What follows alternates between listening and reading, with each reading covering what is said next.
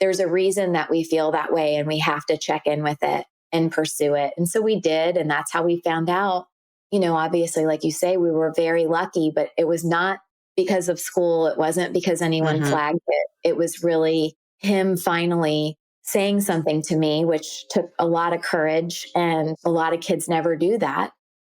Hello and welcome to the Dyslexia Mom Boss Podcast, the show that helps you not only feel empowered and knowledgeable, but confident and a boss mom in the dyslexia journey. I'm your host, Dr. Lauren.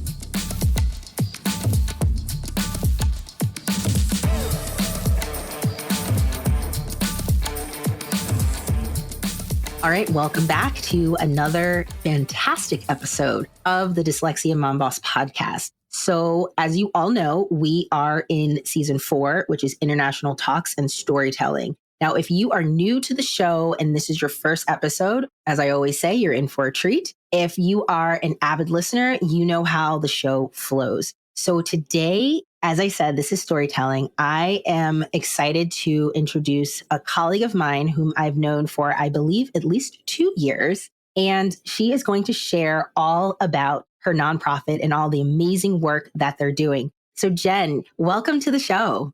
Thank you so much. Thanks for having me, Lauren. Yes. So I always love my guests to introduce themselves because I think that's the best way for everyone to get to know a little bit of who you are. So my audience is mostly moms, and I know some teachers as well, but I always love to start off a question about what is your relationship to the dyslexia community? So Jen, give us a little bit of background as to who you are, what's your relationship to the dyslexia community, and why is this so important to you? I am a mom also of 2 kiddos. My youngest is 12, and he is my connection to dyslexia and dysgraphia and ADHD and attentive type. I also have a 16-year-old daughter who I think is probably neurotypical. I think we maybe all have some ADHD. So that is my original just connection to dyslexia. My background is as an attorney and mostly trial law. I would say, I guess it was probably 5 years ago that my son was in the middle of first grade and identified as having dyslexia and dysgraphia. The ADHD came later. It really flipped our world upside down. And it has, over the course of the last 5 years, completely changed. I had all these beliefs about education based on my own personal story. You just don't realize how many beliefs you have about education and being able to read and all those things until it hits your home. Then you actually learn the truth, and it is quite a journey. So he's in 6th grade now, and he is in a program at a school, is a bridge program. So they get, Orton Gillingham, actually the whole school does, 5 days a week. And on the dyslexia side is really good. He's doing really well. Dysgraphia is still kind of a beast. So I'm very passionate about it because our family had the ability, because of resources, because my background as an attorney allows me to be able to research and find solutions. But it has been very difficult. It has been very expensive. It is still very difficult. I was up till 1 a.m. being a 6th grader last night. Oh, wow. And Yeah. it shouldn't be this hard for anybody. But if it's this hard for us, I really very passionate about changing that for all families. Yeah. You touched on a lot of excellent things. I actually want to ask a clarifying question, but before I do, I really appreciate your vulnerability. And like I said, I've known you for about 2 years, and I feel like in the context of when we met, I didn't know this story. And I love how the stories come out and the emotion is real. I mean, even you saying right now, you were up till 1 o'clock, helping your son. And these are really the things that moms need to hear. You're not alone in this journey. And I know we're going to talk a little bit more about your nonprofit. But I do want to ask you, you said he was diagnosed in 1st grade. So did you know, did a teacher say something? Like, that's a critical time to get an early diagnosis. Yeah, I think the blessing of having a child before him who did not struggle. I mean, really very early on, as early as I would say like 3 and 4 years old, my daughter was playing with letters. And even at 2, she would recognize letters in menus or on billboards.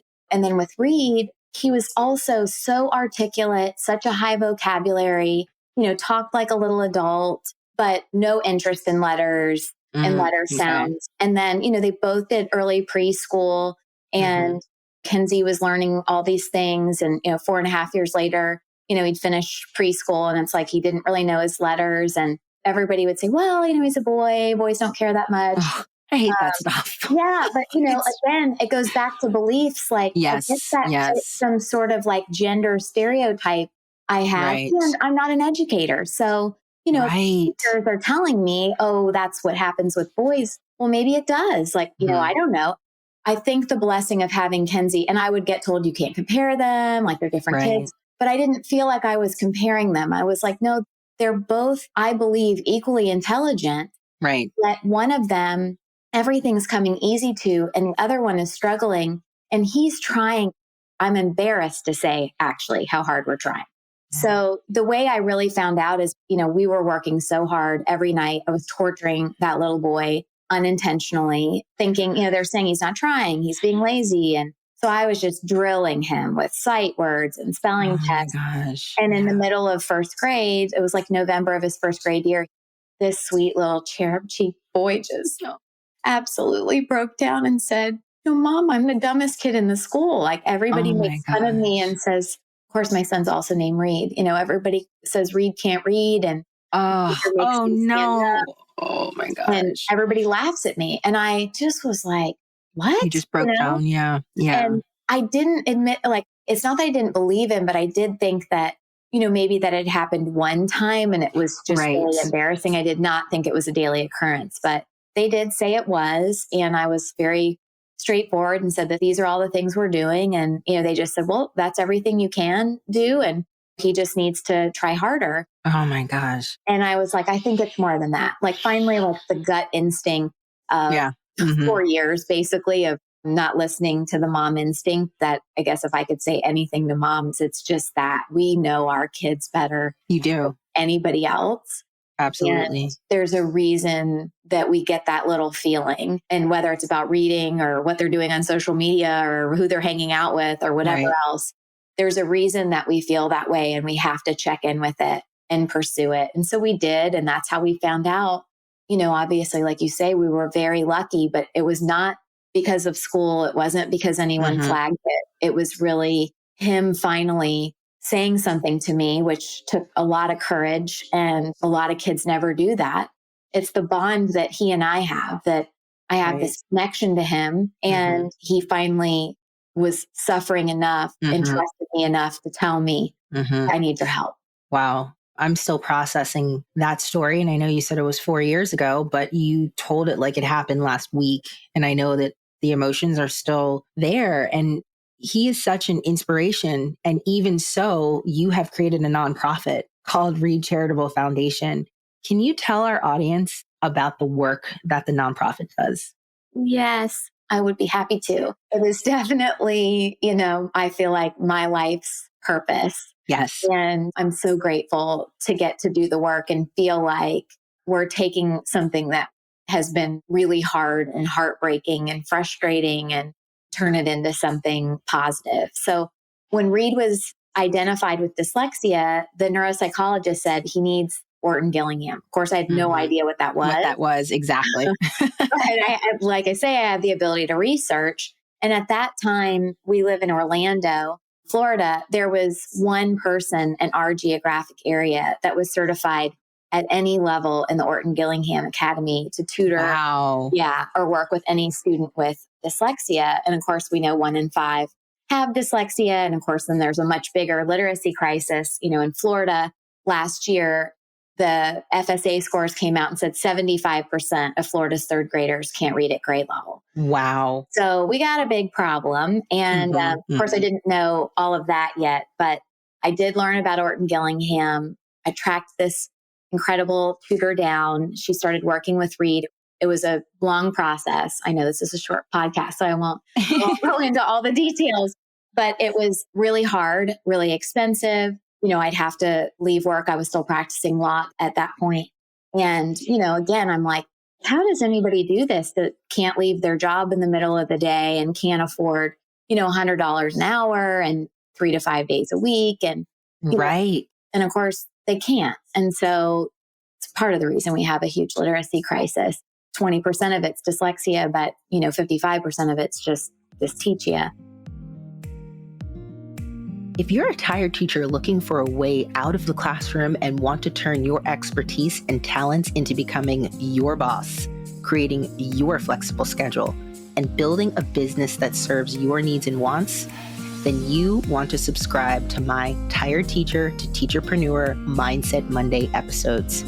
If you want a taste of what it's like to transition out of the classroom to becoming a teacherpreneur, then join me every Monday for 15 minutes. This exclusive subscription offers a community, resources, and access to me, all for $5 a month. Put that $5 towards your morning coffee from Starbucks to good use and subscribe today. Click the link in the show notes and hang out with me and other teachers every Monday at 5 a.m. See you there. And then I took the training myself. I took associate level training, so the 60 hours. Mm-hmm. And, I made my living off of reading, writing, and spelling. And I was like, wow, everyone should know this. Right, exactly. I think I obviously was able to memorize a lot of words and remember things. And so, I'm like, wow, there's actually rules here. How nice that you don't just have to remember. So I took the training to be able to help him. Right. But because I was in the training, it was me and 23 teachers. Everyone had master's degrees in elementary ed, ESE, reading something, thinking that continuing to take trainings to try to figure out how to teach all kids how to read, write, and spell. And, they were crying throughout the 2 weeks. And I was like, okay. I think what I thought was that teachers knew how to help read, but because he was at a private school, that they were like, you know what? We don't want to have a kid here that has a learning difference. That's what public school's for. Go there. We just didn't want to put in the effort. But the truth is they just didn't know. Right, exactly. So I realized, okay, we have this huge issue with financial and geographic accessibility to Orton Gillingham, which is based in the science of reading and is literally best for all kids and vital for dyslexic students.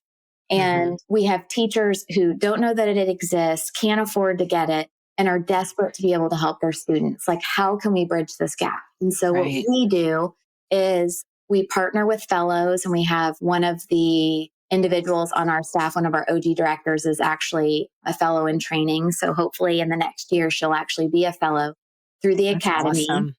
And so we train teachers for free or very low cost in Orton Gillingham Academy training through fellows. The cost is $350. It includes their materials, their sound decks, and their implementation support. So that's all built into the training. So we don't just train teachers, we also provide the implementation support that we know is so critical to teachers being successful in the classroom. And then we also provide monthly during the school year, Teacher University, which is a live Zoom meeting where we bring everybody together that's able to. We also record it, so we send it out to people if they weren't able to make it, but on various topics in implementing Orton Gillingham, either whole classroom, small group, or one-on-one instruction, so that we can make it financially and geographically accessible to everybody. And the goal is that every teacher would be trained so every child can read. Wow. I am going to go back to you taking the course yourself. Now, literally, as you were telling the story, I thought about a mom when I took my associate level course back in 2011. And I had no idea what I was getting involved in, honestly, because my first job out of grad school was at a private dyslexic school. And I was told I was going to this 60-hour Orton Gillingham training. And I had no idea what it was, but I showed up. And I remember it was the teachers that, worked there and this one mom. And I remember asking her, are you one of the teachers here? And she said, no. She said, my daughter was just diagnosed. I have no idea what this is. I want to know how to help her. And I just thought at the time, I didn't have any kids. I was like, that is such an admirable thing to do. But it goes deeper than that now that I'm a mom. Like, no, this was like, I need to understand how to help my child. And I just remember there were some tears for her and it was really hard. And I think she really understood this is why my child is struggling. To comment on the public school thing, public school wasn't doing what my child needed. And this is what my child needed. And ironically, her daughter was in my class, I think a year or two later, and she did so well. And it was just awesome that I got to teach her and I became friends with her and all that good stuff. But yeah, I think that that is something, if parents can afford it, it really opens up your world. And you get angry because you're like, wait a second, you being a lawyer, you've built your career on reading and writing. And you're like, wait a second, why is this so difficult to teach? Or why don't teachers know this? And I have said many times that this is a systemic issue at the university and teacher prep level, along with public school and the superintendents, and it trickles down and buying into science of reading and, the leveled readers and all of that stuff that you're well aware of. I just think that it's amazing that everything aligned for you to create this nonprofit. And what I love the most is 2 years ago when we connected, we were really talking about bringing in the different demographics. So more of educating the Brown and Black communities, because I'm just going to be honest, the Orton Gillingham Academy isn't very diverse in terms of practitioners. Now, we are working on diversifying, but there wasn't really anyone who looked like me when I was training. And so I think it's so important for this training to be available to all. And I know that that's what you believe as well, which is how you were able to get a fellow to really train all of the teachers in your area. And I believe you're doing it virtually too. I do want you to touch on that as well. But I loved that. When we met and you shared this, I was like, this is a brilliant idea, but how do we do this? And I know a lot has changed between 2 years ago and now, but I love this. And I actually just recommended a teacher to get in contact with you who lives in Orlando because she's really wanting to get some OG training. So I had a lot of thoughts when you were talking about all of that. And I really hope it resonated with a lot of parents who are listening. Yeah. And we do train parents. I get asked that question a lot. And obviously my background isn't in education, but it is a lot of information for a parent to take. But if you have the time and, us moms, there's nothing that's going to stop a mom from helping her kiddo if it's humanly possible. Right. So we do a lot of that. But to your point, we do train teachers virtually a lot, actually. It's still a live training, but we train them virtually. And we have actually trained teachers since January of 2021. So really not even that long. We've trained over 1,500 teachers. Wow. Over 40 states in 6 different countries. Oh my gosh, Jen, that is amazing. Yeah. That is amazing. Even in Africa, we're working on another partnership in Ghana. And yes, I will say, never in my wildest dreams did I think that we would, maybe ever, but certainly in the first 2 years, be training teachers in Ghana and in Nigeria, and that they would then not only be working with their students in schools, but then also taking it to refugee camps and providing instruction to those individuals, both kiddos, youth, and adults, because they aren't getting any education at all. Right.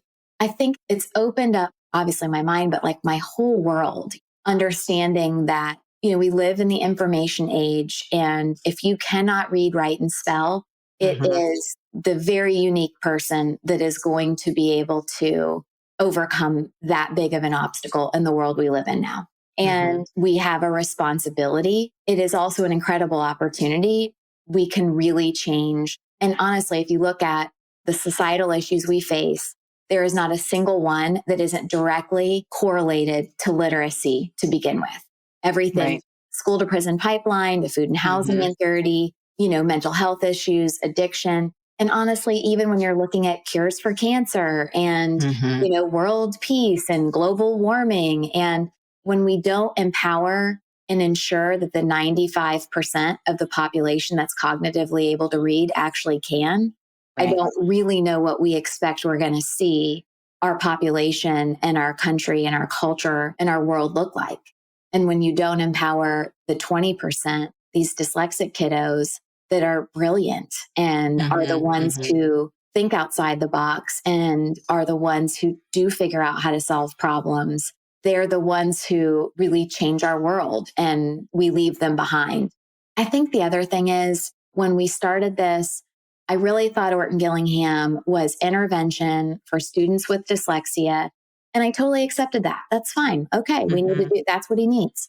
But what I've learned over the course of 5 years is that there is a literacy crisis. There is a body of research called the science of reading. And Orton Gillingham fits very squarely into those pillars. And it also has a lot of extras, like being diagnostic and prescriptive and being emotionally sound. It is literally best practice for all students. All students. And if we just did that, oh my gosh, what a difference it would make for all kids. We have to stop making dyslexic students feel like they need something different or special. The truth is, what they need is what's best for everybody. Right. I absolutely agree. And the things you just touched on with Orton Gillingham, those are, I believe they're 12 or 14 principles. And I know one of my colleagues and good friend who is an OG fellow, she was on the podcast a while ago. And that one actually was about releasing mom guilt. That's episode 42 with Natalie Felix. But she was talking about how, this is good for everybody. And because of those principles, that's why it works. So you're doing excellent work, Jen. And I know you know that. And people who are listening, I'm really hoping that you go check out REED Charitable Foundation. And Jen, we are coming to the end of our episode, and I would love for you to share, how can people find you, support the nonprofit, donate anything to kind of close up this conversation? Well, thank you for asking that. Obviously, we have a website, and that is www.reed, and it's REED, charitablefoundation.org, because we are a nonprofit. My contact information is also there, my email and those sorts of things, if someone wanted to email us directly. And we are also on Instagram and Facebook, also just REED Charitable Foundation. I'm also on LinkedIn personally, and REED Charitable Foundation is on LinkedIn. And we also have a YouTube channel, which I will say has a lot of our videos from a major fundraiser we do in October, which is Dyslexia Awareness Month. Yes. Every year we pick a different dyslexic strength. This year is actually the surfers, which is going to be really fun. Last year was comedians, the year before that, culinary artists, and the year before that. Oh, yeah. I remember that. I love the themes. That's awesome. Yeah. So we interview kids and professionals that are dyslexic and uniquely gifted in those particular areas. So there's some really great videos that are very uplifting, encouraging. I know there's a couple of families that watch them regularly just because they're super positive, but also truthful. There are obviously struggles that come with dyslexia. It's very real, still very real for us, because mostly more because of comorbidities. But we also are really trying to put good content into the world that is helpful for parents and for kiddos to see other kids like them who are finding their gifts and talents and have a similar story. So that's always a good thing to check out too. Yeah, definitely. So all of those links are in the show notes. So if you were driving or working out, you can definitely see them at the end of the episode. So Jen, thank you so much for finding some time to chat, share your vulnerabilities, share your story, talking about the inspiration behind REED Charitable Foundation, all the good work that the nonprofit is doing. I just love connecting with you. Thank you so much for having me, Dr. Lauren. I really appreciate it. And thank you for all of the really important work that you are doing and all of the people that you're bringing to the table. As many folks as we can have talk about dyslexia and literacy and how we can help, there's a solution to be able to really help people and empower them. I think maybe in our generation, I sure hope so. Yeah, we will see the kind of change that needs to happen and should happen and our kids deserve. Absolutely. And on that note, that's exactly what we'll be doing next week. We're going to keep talking about this because we can change the narrative. So stay tuned for next week's episode.